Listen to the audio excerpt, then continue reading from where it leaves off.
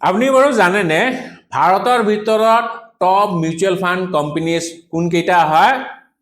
আজি আমি প্ৰথম 10টা কোম্পানীৰ বিষয়ে আলোচনা কৰিম আৰু কিহৰ ভিত্তিত তেওঁলোকে এই শীৰ্ষ স্থান পাইছে তাৰ বিষয়ে আলোচনা কৰিম। আৰু ভিডিঅ'টোৰ শেষত আপুনি জানি পেলাই ভাল পাব যে আপোনাৰ ইনভেষ্টমেন্ট এই টপ কোম্পানী কেইটাৰ ভিতৰত আছে নে নাই।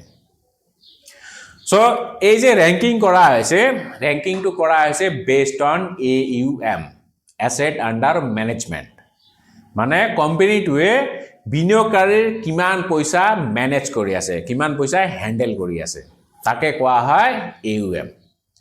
So, মই প্ৰথমতে টপ 5 কোম্পানীৰ কথা কৈ আছো। So, ৰেংকিংটো মই তলৰ ফালৰ পৰা কম। So, নাম্বাৰ 5th পজিশনত আছে কোটেক Mahindra mutual fund.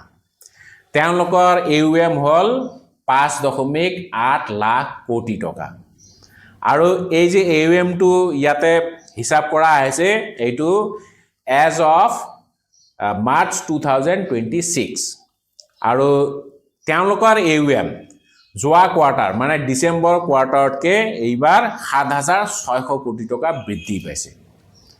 So number 4th পজিশনত আছে নিপন ইণ্ডিয়া মিউচুৱেল ফাণ্ড। তেওঁলোকৰ AUM হল 7.3 লাখ কোটি টকা। দেন 3rd পজিশনত আছে আপোনালোকে সকলোৰে প্ৰিয় HDFC মিউচুৱেল ফাণ্ড। তেওঁলোকৰ AUM হল 9.3 লাখ কোটি টকা আৰু 2nd পজিশনত আছে ICICI Pru মিউচুৱেল ফাণ্ড। তেওঁলোকৰ AUM যোৱা কোৱাৰ্টাৰতকে এইবাৰ 27,000 কোটি টকা বৃদ্ধি পাইছে। সো ইন্ডাস্ট্ৰিৰ ভিতৰত এইটো হিউজ জাম্প। সো এতিয়া তেওঁলোকৰ AUM হল 11 লাখ কোটি টকা। এন্ড নাম্বাৰ 1 পজিশনত আছে কোন? Any gas? SBI mutual fund. So তেওঁলোকৰ AUM হল 12.5 লাখ কোটি টকা। কিন্তু যোৱা কোৱাৰ্টাৰৰ তুলনাত এইবাৰ অলপমান AUM হ্ৰাস পাইছে 780 কোটি টকাৰ AUM হ্ৰাস পাইছে।